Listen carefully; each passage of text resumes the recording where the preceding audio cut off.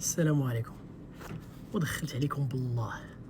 دابا انا شاري تيكيت الطياره من ميريكان للمغرب باش نتفرج في المنتخب وما لقيتش التيكيتات.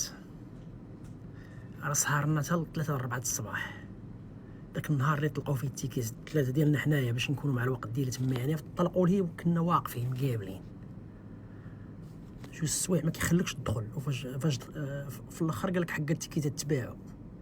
ها الماتش الافتتاح 10000 الناس ما دخلاتش. فين مشاو التيكيتات؟ شكون اللي شادو؟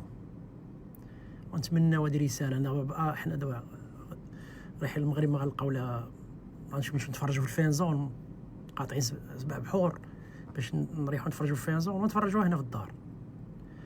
ايوا هذه رساله. نتمناو الكاف والجامعه المغربيه تلقى حلول لهذا الشيء اللي جاري. فين مشاو التيكيتات ويحلوا للناس باش يشريو التيكيتات؟ يلا السلام عليكم.